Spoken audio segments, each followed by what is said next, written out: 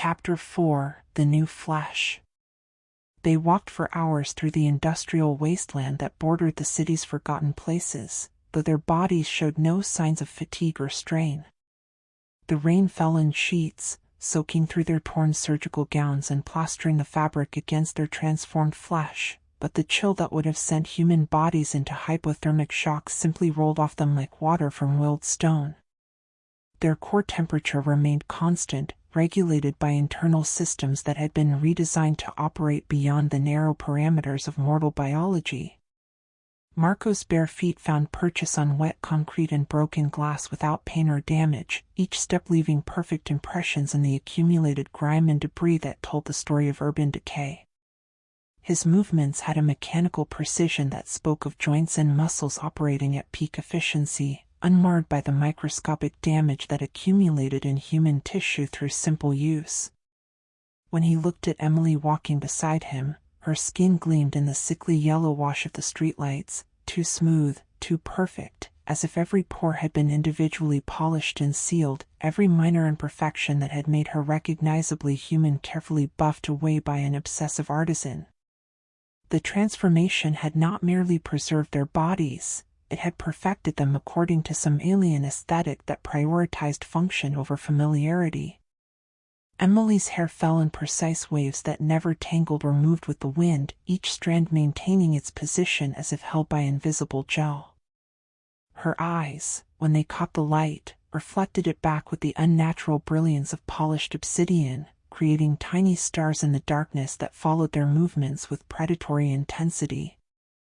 They stopped under a concrete bridge where the city's runoff had carved channels through decades of accumulated filth, creating a black river that carried the detritus of metropolitan life toward treatment plants that could never fully cleanse what human civilization poured into its waterways. The smell that rose from the water was overwhelming to their enhanced senses, layers upon layers of chemical corruption that would have gagged their former selves into unconsciousness. Oil formed rainbow slicks on the surface, reflecting the distant city lights in fractured patterns that shifted and writhed like living things. Raw sewage mixed with industrial runoff created complex chemical reactions that released gases visible to their transformed vision as glowing plumes of toxic beauty. Decomposing organic matter, food waste, paper, the occasional corpse of urban wildlife, contributed its own signature to the olfactory symphony that filled the space beneath the bridge. Yet Marco found himself cataloging every note in this cocktail of corruption with an ease that startled him, his enhanced mind parsing the complex mixture into its component elements as efficiently as a chromatograph. His new neural architecture could identify the specific type of petroleum products contaminating the water, distinguish between different varieties of human waste, even detect traces of illegal drug manufacturing that had been flushed into the storm system by paranoid dealers. This analytical capability extended beyond smell to encompass all his senses, creating a form of perception that transcended anything his human brain had been capable of processing. The city around them had become a vast information system, every surface telling stories through chemical residues, every sound carrying data about its source and the medium through which it traveled. Emily crouched by the water's edge with uncanny grace, her movements economical and precise in ways that suggested perfect muscular control. She dipped her fingers into the sluggish current and watched the oily ripples bend around her hand, creating patterns that spoke to senses she was still learning to interpret. The contaminated water seemed to recoil from her touch, as if recognizing something in her transformed flesh that was fundamentally incompatible with organic chemistry. When she looked up at Marco, her pupils had dilated to capture more light, turning them into perfect black mirrors that reflected the city's illumination back at him with uncomfortable intensity. In those reflections, he could see himself as he truly was now, not the man he had been, but something that wore his memories like borrowed clothes, inhabiting his body while transforming it into something that had never existed in nature. "Do you feel it?" Marco asked, his voice emerging from his throat with a resonance that surprised him. The polymer that had infiltrated his cardiovascular system had apparently modified his vocal cords as well, giving his words a deeper, more penetrating quality that seemed to vibrate through bone as well as air. Like something's awake inside us that was sleeping before? The sensation he was trying to describe defied easy categorization, a presence that lived beneath his conscious thoughts, alien intelligence that had been woven into his neural substrate during Kessler's procedure. It watched through his eyes, thought with portions of his brain, but maintained its own agenda that occasionally surfaced in moments of intuition that felt too sophisticated to be entirely his own. Emily's smile was barely perceptible, just a subtle curve of lips that had taken on a faint translucency, as if the polymer had replaced not just her blood but some essential quality that had made her mouth recognizably human. Her teeth, when they became visible, were perfect in their uniformity but wrong in their substance, still white, still functional, but possessing a crystalline quality that suggested they had been carved from some exotic mineral rather than grown from calcium and enamel. She stood and crossed to him in a single flowing movement that covered the distance between them without apparent effort, her feet barely seeming to make contact with the broken concrete beneath the bridge. When she pressed her palm against his chest, he could feel the warmth of her hand through the thin fabric of his surgical gown, but it was a different kind of warmth, steady, regulated, completely unlike the variable heat signature of living human flesh. His heart beat against her palm with the slow, deep rhythm of industrial machinery, each contraction powerful enough to circulate the synthetic fluid that had replaced his blood through miles of enhanced circulatory infrastructure. The sound was audible in the hollow space beneath the bridge, a bass note that seemed to harmonize with the structural resonance of the concrete overhead. Far above them, a car rolled over the bridge with what should have been barely audible tire noise, but to their transformed senses the sound was overwhelming, not to their ears, which processed it as simple mechanical friction, but to deeper sensory organs that had been created during their transformation. Marco flinched as the vibrations transmitted through the bridge's steel and concrete infrastructure directly into his nervous system, creating a form of tactile hearing that allowed him to feel the driver's weight distribution as the vehicle's tires encountered minor variations in the pavement surface. He could sense the car's speed, its approximate mass, even details about its mechanical condition through the subtle variations in the vibration patterns it transmitted through the bridge's structure. This new sensory capability was both exhilarating and overwhelming, providing information about the world that his human brain would never have been equipped to process or interpret. "We're not human anymore," Emily said with the matter-of-fact tone of someone commenting on the weather.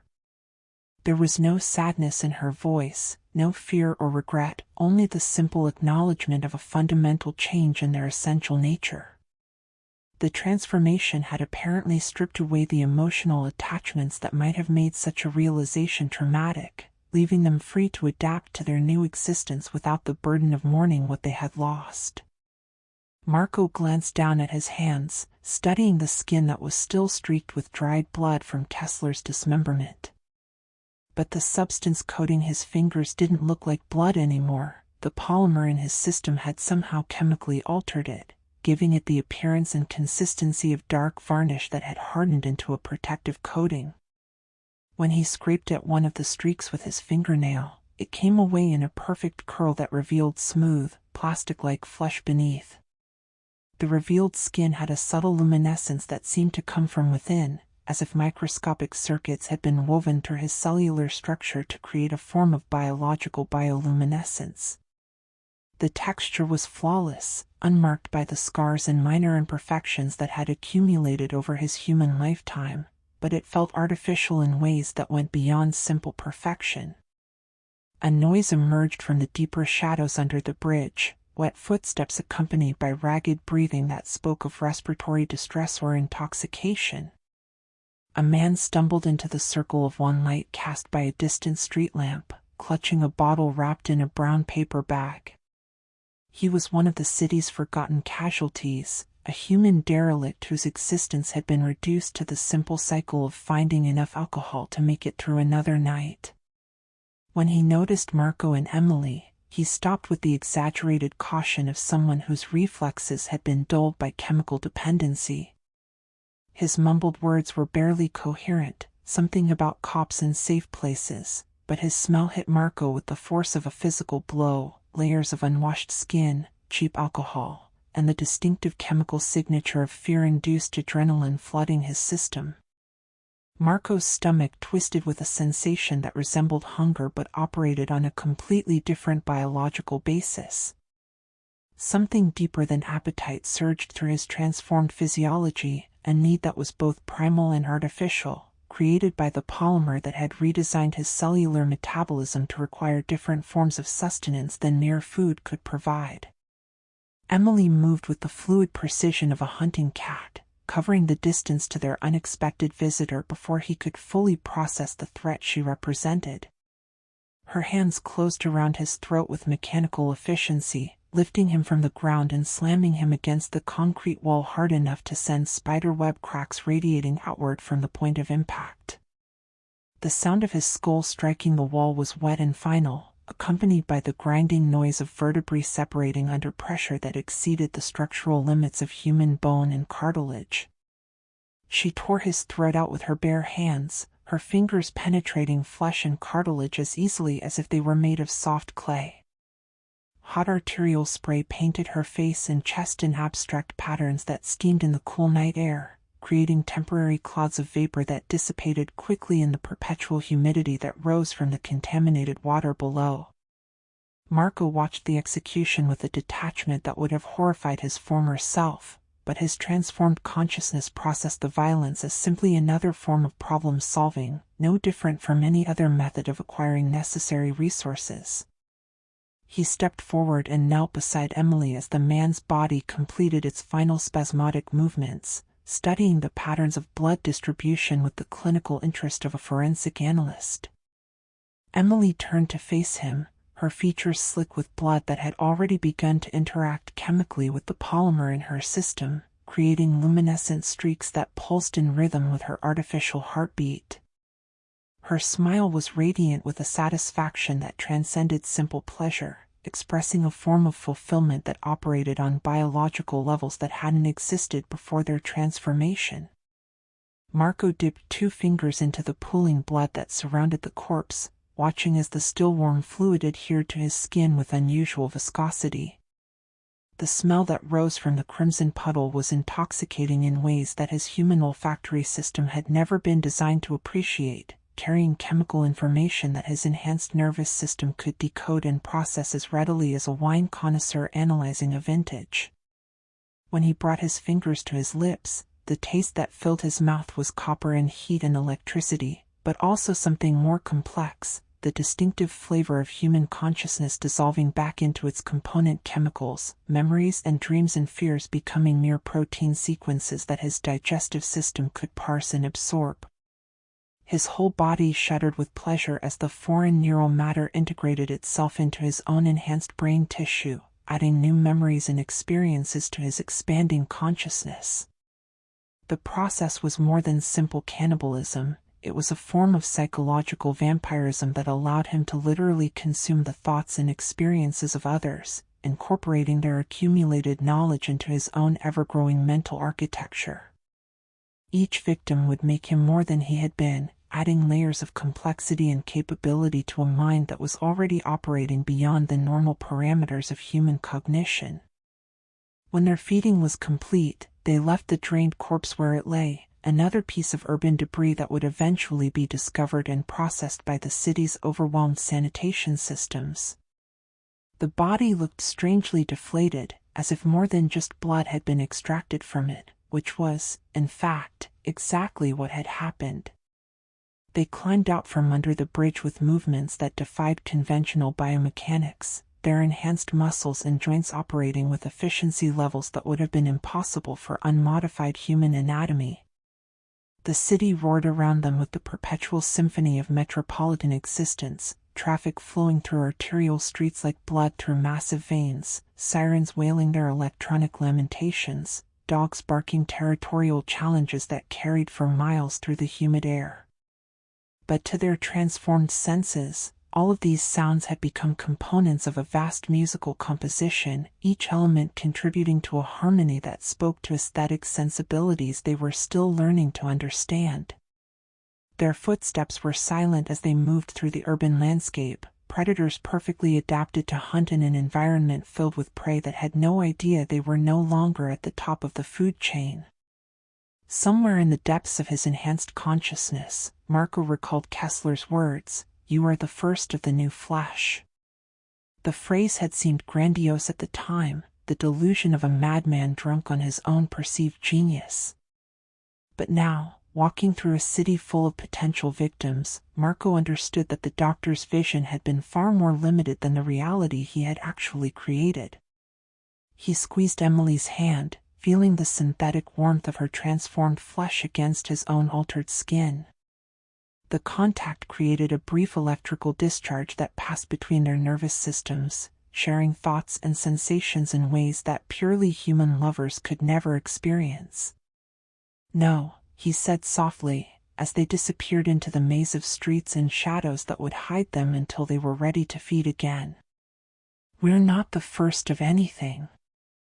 We're the last of what we used to be, and the beginning of everything that comes next." The city spread out before them like a vast buffet, millions of lives waiting to be harvested, processed, and absorbed into the growing consciousness that had once been merely human but was now becoming something infinitely more complex and terrifyingly efficient. And in the distance, barely audible above the urban symphony, came the sound of sirens that would never arrive in time to save anyone from what Marco and Emily had become.